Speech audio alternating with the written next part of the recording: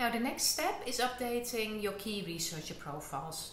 Remember, we talked about 3 of them being crucial in the previous session of this presentation: your staff profile, your Google Scholar profile and your ORCID profile. Most staff profiles have automatic links to your university's repository, so there's no need to do anything there.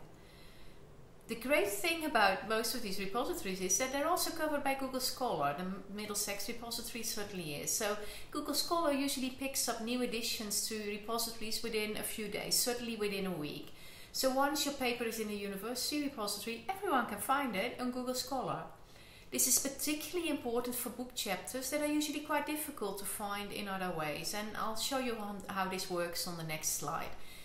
You can also update your ORCID profile at this stage, but ORCID can be a bit slower to find your paper online, so you might need to enter it manually. If that's the case, you might want to wait a few more weeks until ORCID discovers it automatically and you don't need to manually enter it.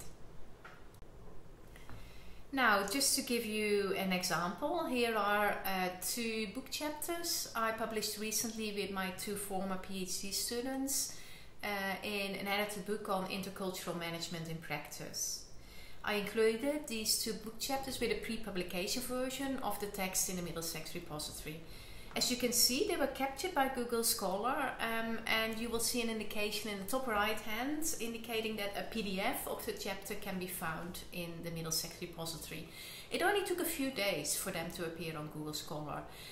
If you have a Google Scholar profile, Google Scholar will then even send you an email saying they have found a new paper for you. So I then added these to my Google Scholar profile, and as you can see, this lists the full abstract so that people can read the abstract.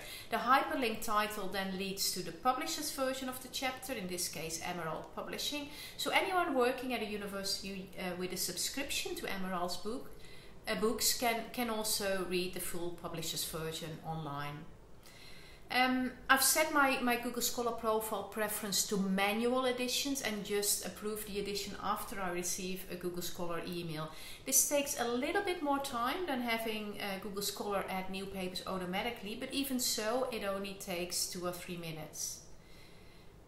If you do let Google Scholar add papers automatically, you run the risk that they add papers that are not yours, but written by someone else with the same name, or that they add things you really don't want on your official profile, like PowerPoint presentations that they might have found on an academic website. I've included links to 2 blog posts that can help you to make the most of your Google Scholar profile.